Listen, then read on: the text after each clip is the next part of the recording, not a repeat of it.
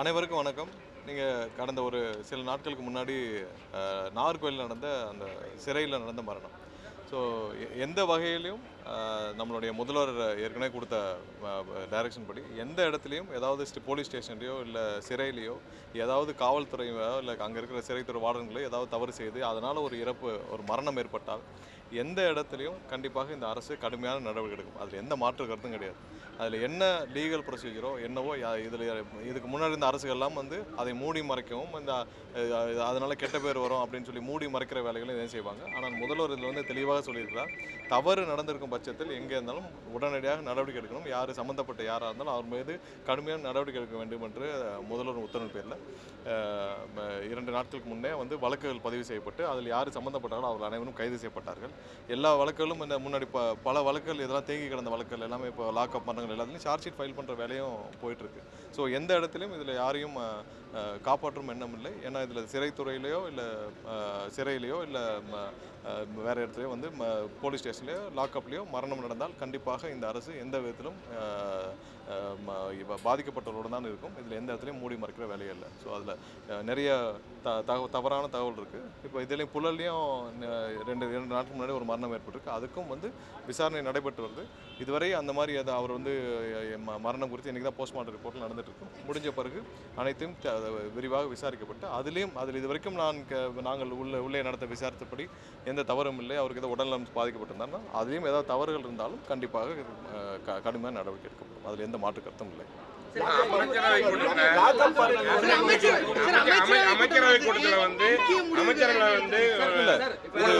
அமைச்சரவை கூட்டம் பட்ஜெட்டுக்கு முன்னாடி நடக்கிற ரெகுலர் கூட்டம் தான். அதில் உள்ள இருக்கிற விஷயங்கள் நிறைய பட்ஜெட் குறித்த கூட்டங்கள் தான். வெளியில் விவாதிக்க முடியாது உள்ள இருக்கிற கூட்டங்கள். ஸோ அதில் விரிவாக அது சம்மந்தமாக பட்ஜெட்டில் எப்படி முடிவெடுக்க பண்ணுறது கூட்டம்.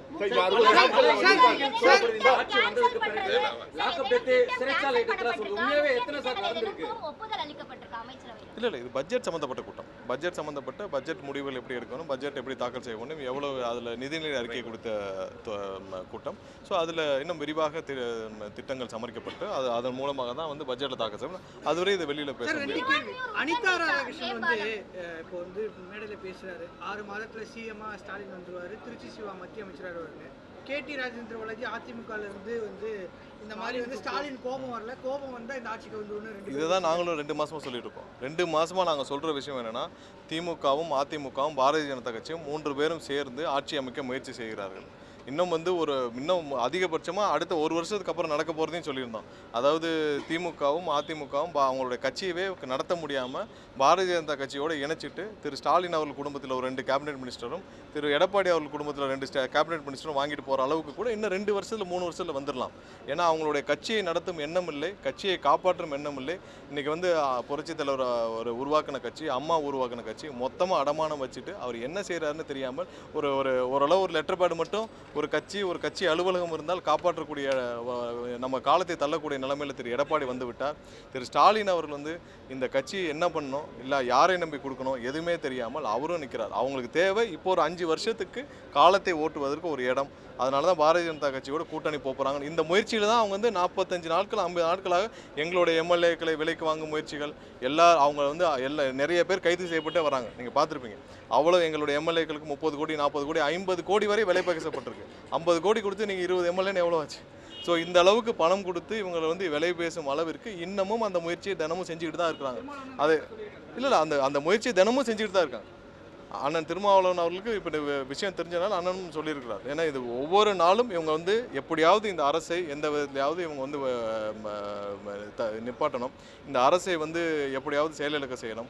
அதற்கான குறுக்கு வழி முயற்சியில் எம்எல்ஏக்களை 50 கோடி கொடுத்து எம்எல்ஏ வாங்க முயற்சி செய்யும் ஒரு திரு ஸ்டாலின் அவர்களும் திரு எடப்பாடி அவர்களும் கடைசி காலமாக இனி அடுத்த முயற்சியாக பாரதிய ஜனதா கட்சியோட கூட்டணி சேரக்கு தான் முயற்சியை நடந்திருக்காங்க. இதை தான் 40 நாள் 50 நாள் நாங்களும் சொல்லிட்டு இருக்கோம். இன்றைக்கி அவங்களே வெளியில் சொல்கிறாங்க. இப்போ அவங்க சம்மந்தப்பட்ட ஒரு முன்னாள் அமைச்சர் அனிதா ராதாகிருஷ்ணனே சொல்கிற அளவுக்கு இருக்குன்னா அவங்களுடைய முடிவுகள் எட்டப்பட்டு விட்டுச்சு. இப்போ யாருக்கு கேபினெட் மினிஸ்டர் போட்டி தான். இப்போ அந்த திமுக இருக்கிற எம்பிக்களில் யாருக்கு எத்தனை கேபினெட் மினிஸ்டர் வேணும், இல்லை அதிமுகவில் எத்தனை பேருக்கு கேபினெட் மினிஸ்டர் வேணும், இல்லை இவங்க எந்த ப்ரொபோசிஷனில் இவங்க வந்து பாரதிய ஜனதா கட்சியோட கூட்டணி சேருவாங்க, இல்லை 3 பேரும் ஒன்று சேர்ந்து பாரதிய ஜனதா கட்சியோட போகிறாங்களா, இல்லை கட்சியவே மொத்தமாக இணைக்க போகிறாங்களா, இல்லை எல்லாரும் சேர்ந்து இணைக்க போகிறாங்கன்ற பேச்சுவார்த்தை நடந்துட்டு இருக்கிற மாதிரி தெரியுது. ஏன்னா அவர் மற்ற முடிவுகள் எல்லாம் அவங்க வந்து திமுக, அதிமுக, பாரதிய ஜனதா கட்சி 3 பேரும் சேர்ந்து மற்ற முடிவுகள் எல்லாம் எடுத்த மாதிரி தான் அவங்களுடைய அப்ரோச் எல்லாம் இருக்குது. தமிழக வெற்றி கழகத்தை நாகர்கோவில் மரணத்தை பொறுத்த வரைக்கும் நாகர்கோவில் மரணத்தை பொறுத்த வரைக்கும் சார், அதுல அமைச்சர்கள் போய் யாரும் சந்திக்கல. இன்று இன்னைக்கு தான் கேபினெட் நிவாரணங்கள் இன்னைக்கு தான் கேபினெட் மீட்டிங் முடிஞ்சிச்சு. இன்னைக்கு எங்களுடைய அமைச்சர்கள் சென்று அந்த குடும்பத்தினரை சந்திக்கிறாங்க. ஆல்ரெடி அவங்களுக்கு நேற்றே தகவல் அனுப்பப்பட்டு விட்டுச்சு. அமைச்சர்கள் வந்து சந்திக்கிறாங்க. அவங்களுக்கு குடும்பத்துக்கு தேவையான அனைத்து உதவிகளையும் அனைத்து சப்போர்ட்டும் கண்டிப்பாக அந்த அரசு அவங்களோட துணை நிற்கும். இன்று அவங்களுடைய குடும்பத்தினர் அரசு சார்பாக அமைச்சர்கள் சென்று சந்திக்கிறாங்க.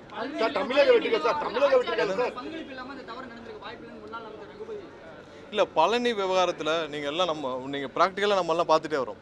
நமக்கு வந்து இந்த கடந்த 5 ஆண்டுகளில் பத்திரப்பதிவுத்துறை எப்படி செயல்படுச்சுன்னு தெரியும். நைட்டு 9 மணி வரைக்கும் பத்திரப்பதிவுகள் நடந்திருக்கு. கடந்த 5 ஆண்டுகளில் பத்திரப்பதிவுத்துறை யார்கிட்ட இருந்துச்சு? மூர்த்திகிட்ட இருந்துச்சு. இந்த பத்திரப்பதிவுத்துறை எப்படி நடந்துச்சு? நைட்டு 9 மணி 10 மணி வரைக்கும் பத்திரப்பதிவு நடந்திருக்கு. எக்ஸசிவ் பத்திரப்பதிவு நடந்திருக்கு. எவ்வளோ நீங்கள் என்ன பண்ணாலும் நீங்கள் போய் பத்திரம் முடிக்கிற நிலைமையில் தான் இருந்துச்சு. எவ்வளோ நீங்கள் டைட் பண்ணாலும் இன்றைக்கி இருக்கிற பத்திரப்பதிவுகளில் பெரும்பாலான ரெஜிஸ்ட்ரார்ஸோடைய நிலைமை என்னென்னா, அவங்க யாரும் ப்ராப்பராக ரிட்டையர்ட் ஆக கூட முடியாத அளவுக்கு தான் அவங்க ரெஜிஸ்ட்ரார்ஸோடைய அவ்வளோ பெண்டிங் கேசஸ் இன்றைக்கி இருக்கிற பத்திரப்பதிவு இருக்கிற ரெஜிஸ்ட்ரார்ஸில் இருக்குது. மேக்ஸிமம் புறையோடிக்கு இருக்கிற ஒரு துறைனா பார்த்தீங்கன்னா பத்திரப்பதிவுத்துறை. அவ்வளோ லஞ்சம் லாவண்யம். முன்னாடி இருந்த அமைச்சர் மூர்த்தி என்ன பண்ணியிருந்தாங்கன்னா, ஒவ்வொரு பத்திரப்பதிவு அலுவலகத்துலேயும் ஒரு ஆளை போட்டு மினிஸ்டர் கட்டிங்னு வாங்கிட்டு இருந்தாங்க. மினிஸ்டர் கட்டிங்க்கு ஏன்னா அதனால தான் ஒரு 1 லட்ச ரூபாய்க்கு பத்திரம் முடிச்சிங்கன்னா 20,000 ரூபா லஞ்சமாக போகும். 1 லட்ச ரூபாய்க்கு வீடு விற்கிறவங்க, ஒரு இடம் விற்கிறவங்க கஷ்டத்தினால அவங்களோட வீட்டில் ஒரு கல்யாணம், ஒரு காது குத்துன்னு ஒரு கஷ்டத்தில் பிள்ளைகளை படிக்க வைக்கணும். 1 லட்ச ரூபாய்க்கு ஒரு இடத்த வைப்பாங்க. அதுக்கு 20,000 ரூபா கட்டிங் போகும். அதில் மினிஸ்டர் கட்டிங்னு அங்கேயே ஆளை போட்டு வச்சிருந்தாங்க. ஸோ அவ்வளோ மோசமான இந்த துறை. இப்போ இந்த அரசு வந்த பிறகு அவ்வளோ சீரமைப்புகள் செய்யப்பட்டிருக்கு. ஒவ்வொரு இடத்துல சீரமைப்பு செஞ்சுட்ருக்கு. இதில் புறம்போக்கு நிலங்கள் பட்டா போகிறதா இருக்கட்டும், ஏரியை பட்டா போகிறதா இருக்கட்டும், இல்லை அது இல்லாமல் பத்திரப்பதிவு துறையில் எங்கெங்கெல்லாம் வந்து கேப் இருக்கோ எல்லா இடத்துலையும் பத்திரப்பதிவுகள் அவ்வளோ நடந்திருக்கு. இதை எல்லாத்தையும் சீரமைக்கிற வேலைகளில் இந்த அரசு வந்த பிறகு அந்தந்த துறை அமைச்சர் செஞ்சுட்ருக்காங்க. அதில் ஒன் ஆஃப் தட் தான் அது வந்து இந்த கோயில் நிலங்களை அத்தனையும் மீறி அன்றைக்கி அந்த ஜேசி வந்து நாங்கள் அதுக்கப்புறம் அதெல்லாம் பார்த்தோம். அந்த ஜேசி தொடர்ந்து அந்த ரெஜிஸ்ட்ராருக்கு வந்து இதை பதிவு செய்யக்கூடாதுன்னு லெட்டர் அனுப்பிச்சிட்டே வர்றாரு. அதையும் மீறி அந்த பத்திரப்பதிவில் இருக்கிற ஒரு நாளில் வந்து, ஏன்னா இன்றைக்கி இருக்கிற பெரும்பாலான பத்திரப்பதிவு ரெஜிஸ்ட்ரார்ஸில் என்ன ப்ராப்ளம்னா, அவங்கள அவ்வளோ கேஸ் இருக்குது. யார் ரிட்டையர் ஆகிற எண்ணம் கூட கிடையாது. எப்போ வந்தாலும் இப்போட நின்றுட்டு போகிறான்ற சஸ்பெண்ட் ஆனால் கூட அப்படியே போகலான்ற நிலைமையில் தான் எல்லோரும் வேலை பார்த்துருக்காங்க. அவ்வளோ பணங்கள் புலங்குற இடம். ஸோ அதை முழுவதுமாக சீரமைக்க வேண்டிய நேரம் இது. கண்டிப்பாக இந்த அரசு முழு கவனம் செலுத்தும். அதில் ஒரு விஷயம், எந்த விதத்திலும் இதில் அரசுலையோ அரசு சார்ந்த எந்த அதிகார மையத்திலையோ யாருக்கும் தொடர்பு கிடையாது. 100% இதில் விசாரணை பெரிய லெவலில் எந்த லெவலில் வேணாலும் விசாரணை நடத்தப்படும். யார் சம்மந்தப்பட்டிருந்தாலும் கண்டிப்பாக கைது செய்யப்பட்டுருவாங்க. ஏன்னா இதில் பத்திரப்பதிவில் கேன்சல் செய்யப்பட்டிருக்கு.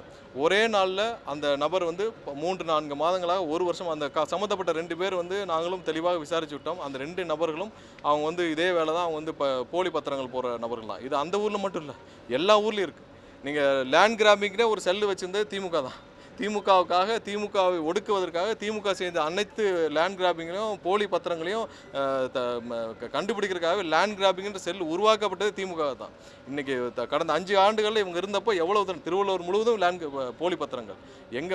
பெரும்பாலான இடங்களில் திமுக சார்ந்த நபர்களும் அவ்வளோ போலி பத்திரங்கள் போட்டிருக்காங்க. எல்லா இடத்துலையும் ஊருக்கு 2 பேர் 4 பேர் வளர்த்து அங்கங்கே இருக்கிறவங்க அனைவரும் திமுக சார்ந்தார்களும் வந்து இந்த மாதிரி வேலையை செஞ்சுட்டு இருக்காங்க. கீழே எல்லா லெவலையும் அதை சீரமைக்க வேண்டிய வேலைகள் இருக்குது. அந்தந்த துறை அமைச்சர் முழுமையாக ஈடுபட்டு இருக்காங்க. எந்த அளவிலும் இந்த அரசு ஒரு ரூபாய் கூட அந்த அரசு சார்பாக எதுலேயும் அதில் ஈடுபடுத்தப்படவில்லை. முழு அளவில் விசாரணை நடந்துட்டு இருக்கு. இது ஒரு பத்திரம் மட்டும் இல்லை, இது மாதிரி நிறைய பத்திரங்கள் அங்கங்கே இப்படி தான் இருக்குது. யாராவது கவனத்துக்கு வந்தால் கண்டிப்பாக கொடுங்க. அது பத்திரம் ரத்து செய்யப்படும், கடுமையான நடவடிக்கை எடுக்கப்படும். அது சம்மந்தப்பட்ட நபர்கள் அனைவரும் கைது செய்யப்படுவார்கள். நிறைய பேர் வந்து என்ன லேண்ட் கிராபிங் செல்லில் போய் கம்ப்ளைண்ட் கொடுக்கவே தெரியாமல் இருக்காங்க. இப்போ எனக்கு வருது நிறையா இப்போ லா டிபார்ட்மெண்ட் சொல்லிட்டு நிறைய பேர் என்கிட்ட வந்து இந்த மாதிரி போலி பத்திரம் பண்ணிட்டாங்க. எல்லாருக்கும் நாங்கள் வந்து இங்கேருந்தே ஃபார்வர்ட் பண்ணி அந்தந்த எஸ்பிக்கு ஃபார்வர்ட் பண்ணி கடுமையான நடவடிக்கை எடுக்க சொல்லி லேண்ட் கிராமிங் பண்ணிருக்கோம் இப்போ கடந்த 5 வருஷமாக பண்ணதில். ஸோ இது மாதிரியான நிறைய விஷயங்கள் பத்திரப்பதிவுத்துறையில் கண்டிப்பாக கடந்த 5 ஆண்டுகள் அவ்வளவு தூரம் மோசடி செய்யப்பட்ட, அவ்வளவு தூரம் பண வசூல் செய்யப்பட்ட ஒரு துறை. அதை சீரமைக்கும் வேலை அந்த துறை அமைச்சரும் ஹெச்ஆர்என்சியில் தெரியும். ஒவ்வொரு எவ்வளவு நிலங்கள் இருக்குன்னு தெரியல, எவ்வளோ தூரம் அதை வந்து ஆடிட் பண்ணவும் தெரில. ஸோ எல்லாத்தையும் சீரமைக்கிற வேலை நடந்துகிட்ருக்கு. கண்டிப்பாக இது தவறு எங்கே நடந்திருந்தாலும் கண்டிப்பாக கடுமையான நடவடிக்கை எடுக்கப்படும். அதில் யாருக்கும் இந்த அரசுக்கும் எந்த குறுக்கீடும் கிடையாது. இதில் சம்மந்தப்பட்ட முழு விசாரணை முழு சுதந்திரத்தோடு அங்கே இருக்க காவல்துறை செஞ்சுட்டு கண்டிப்பாக யார் சம்மந்தப்பட்டதாலும் 100% கைது செய்யப்படும். ஊராட்சி மன்ற தலைவர் நடவடிக்கை எடுத்திருந்தாங்க. ஊராட்சி மன்ற இண்டஸ்ட்ரி ரிலேட்டட் டெசிஷன் ஏதாவது எடுத்தீங்களா? 89 பக்கத்துல காவல் மரணங்கள் நடந்தா அது அரசின் நிர்வாக தோல்வி, ஒரு அரசின் தோல்வின்னு இங்க பாருங்க, யார் இங்க பாருங்க, இல்ல நான் ஒரு இடத்துல இல்ல இங்க பாருங்க, ஒரு காவல்துறையிலையோ இல்ல காவல் நிலையங்கள்லையோ இல்ல ஏதாவது சிறையிலையோ மரணங்கள் ஏற்பட்டால் முன்னாடி இருந்த அரசுகள் எப்படி செயல்படுச்சு, எவ்வளவு மூடி மறைச்சது? எஃப்ஐஆரே போடலை. எஃப்ஐஆர் போகிறதுக்கே 1 வாரம் 10 நாள் ஆகும். யாராவது கைது செய்யப்பட்டிருக்காங்களா? எந்த இடத்திலும் இந்த அரசு ஏதாவது தவறு செய்தால் அவர் தவறுக்கு துணை போகிறதுக்கான அரசு இல்லை. கண்டிப்பாக தவறு செய்தால் அவர் மீது 100% நடவடிக்கை. ஊராட்சி மன்ற தலைவர் நடவடிக்கை எடுத்திருந்தீங்க. ஊராட்சி மன்ற தலைவர் தாவேக நடவடிக்கை எடுத்தீங்க. ஆனால் நிறைய மற்ற கட்சியை சேர்ந்தவங்க தொடர்ந்து அந்த இதில் சிக்கிட்டு வராங்க. நகராட்சியிலும் சரி, மாநகராட்சியும் சரி, பல்வேறு ஊழல் குற்ற மற்ற கட்சி எப்போ நடவடிக்கை எடுக்க இல்லை. எங்கெங்கெல்லாம் கம்ப்ளைண்ட் இருக்கோ நடவடிக்கை எடுக்கலாம். கம்ப்ளைண்ட் இல்லாமல் நீங்கள் ஒரு அனானிமஸாக எடுக்க முடியாது. எங்கெங்கெல்லாம் கம்ப்ளைண்ட் இருக்கோ, அது வந்து ஊழலுக்கு யாராவது லஞ்சம் வாங்கினாங்களா, ஒரு டோல் ஃப்ரீ நம்பர் கொடுத்துருக்கு. நம்பருக்கு நீங்கள் ஃபோன் நம்பர் கொடுத்துருக்கு, அதில் ஃபோன் பண்ணி சொல்லுங்கன்னு சொல்லியாச்சு. ஒவ்வொரு துறையிலையும் ஏதாவது லஞ்சங்கள் இருக்கா, யாராவது கேட்குறாங்களா, அந்தந்த துறையில் இமெயில் ஐடி கொடுத்துருக்காங்க, எல்லாம் போடுங்கன்னு சொல்லிட்டாங்க. எல்லா துறைகள்லையும் தெளிவாக சொல்லியாச்சு. பர்சன்டேஜ்ன்ற ஒன்று இந்த அரசில் கிடையாது. 100% இந்த அரசில் பர்சன்டேஜ்ன்ற ஒன்று எந்த இடத்துலையும் கிடையாது. அதை மீறி யாராவது தவறு செய்தால் அரசின் கவனத்திற்கு கண்டிப்பாக கொண்டு வந்தாங்க. நான் அரசு வந்து 2 மாதம் கூட ஆகல. 2 மாதத்தில் எல்லா இடத்துலையும் எனக்கு வந்து ஹவுசிங் டிபார்ட்மெண்ட்டில் இருக்கட்டும், ஹவுசிங் டிபார்ட்மெண்ட்டில் முன்னாடி ஸ்கொயர் ஃபீட்டுக்கு எவ்வளோ வாங்கிட்டு இருந்தாங்க, ஒன்றும் ஒளிவு மறைவு இல்லை. நம்ம ஒன்றும் ஒழிச்சு பேசவில்லை. எல்லாருக்கும் தெரியும் ஹவுசிங் டிபார்ட்மெண்ட்டில் ஸ்கொயர் ஃபீட்டுக்கு எவ்வளோ வாங்கிட்டு இருந்தாங்க ஊருக்கே தெரியும். பத்திரப்பதிவுத்துறையில் ஒவ்வொரு பத்திரத்துக்கும் எவ்வளோ வாங்கிட்டு இருந்தாங்கன்னு எல்லாருக்குமே தெரியும். யாருக்காவது நம்ம ஒன்றும் மறைச்செல்லாம் பேச வேண்டாம். எல்லா இடத்துலையும் எவ்வளோ வந்தாங்க. இந்த சோலாருக்கு நாங்கள் சொன்னோம்ல, 1 மெகாவாட்டுக்கு 25 லட்ச ரூபா சோலாருக்கு. அது கொடுத்தா தான் உங்களுக்கு அப்ளிகேஷன் உள்ளே போகும். எல்லாருக்கும் தெரிஞ்சதான், நம்ம ஒன்றும் மறைக்கிறதுக்கு இல்லை. இப்போ இந்த அரசு வந்த பிறகு அனைத்தும் நிறுத்தப்பட்டிருக்கு. எல்லா இடத்துலையும் நிறுத்தப்பட்டிருக்கு. பத்திரப்பதிவுத்துறையில் அனைத்து மாறுதல்களும் செஞ்சுக்கிட்டே இருக்காங்க. கண்டிப்பாக அதை சீரமைக்க வேண்டிய 100% சீரமைக்க வேண்டிய கட்டாயம் இருக்குது. எல்லா இடத்துலையும் இருக்குது. பொதுமக்களும் உங்களுக்கு யாராவது பணம் கேட்டால், முதல்வர் அன்னைக்கு சொன்னது என்ன, பொதுமக்கள் உங்களுக்கு அரசு துறையில் யாராவது பணம் கேட்டால், லஞ்சம் கேட்டால் கவனத்திற்கு கொண்டு வருவது பொதுமக்களுடைய கடமை. நீங்கள் பத்திரிகை நண்பர்களுடைய கடமை. நீங்கள் கொண்டு வாங்க, கண்டிப்பாக 100% நடவடிக்கை எடுக்கப்படும். அதெல்லாம் நிறுத்த வேண்டிய வேலையை தான் அரசு முதல்வர் எங்களுக்கு உத்தரவிட்டிருக்கிறார். அதை தான் 100% நாங்களும் செஞ்சோம்.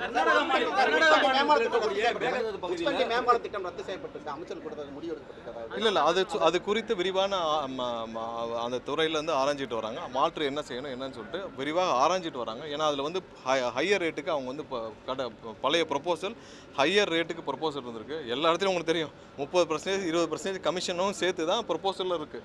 எல்லா துறையிலும் நம்ம என்ன பண்ணிட்டு இருக்கோம்னா, பழைய டெண்டரை ரிவைஸ் பண்ணுறோம்னா எல்லாம் கமிஷன் பஃபரை நாங்கள் குறைக்கணும்.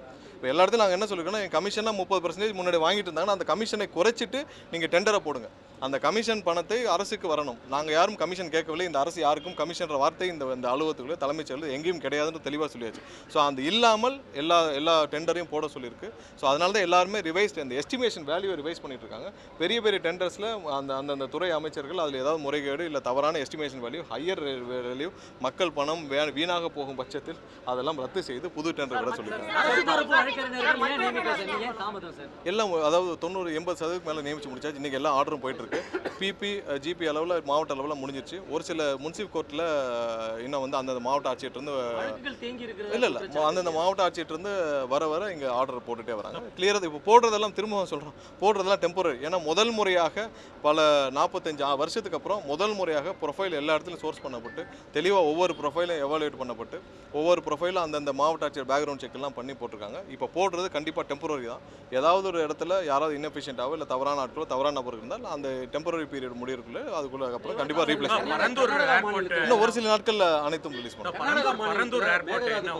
கர்நாடகா அரசு அணை கட்டுவதற்கான அந்த பூர்வாங்க அளவீட்டு பணிகள்லாம் செய்திருக்குன்னு சொல்லி படிக்கட்டெல்லாம் கட்டியிருக்காங்க.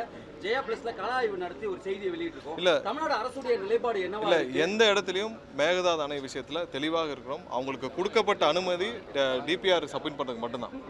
அதை மீறி அவங்க செயல்பட்டுருக்கு தான் நம்ம வந்து எல்லாத்துலேயும் நம்ம லீகலாக போயிருக்கோம். சரி, ரெண்டு மாநிலங்களுக்குரிய பிரச்சனையை நம்ம சட்டப்பூர்வமாக தான் தீர்க்க முடியும். 2 மாநிலங்களுக்குள்ள நம்ம வந்து போலீஸை வச்சோ இல்லை வேறு மாதிரியே டீல் பண்ண முடியாது. 2 மாநில பிரச்சனைகள் சட்டப்பூர்வமாக தான் தீர்க்க முடியும். நமக்கு ஆணையம் வச்சுருக்கோம். இது இந்த நிலைமைக்கு கொண்டு போனதே திமுக தான். இவ்வளோ இப்போ திமுகவுடைய 40-50 வருஷத்தை அவங்க செஞ்ச தவறு தான் 1970லேருந்து அவங்க செஞ்ச அனைத்து தவறுகள் தான் இவ்வளோ தூரத்துக்கு காரணம்.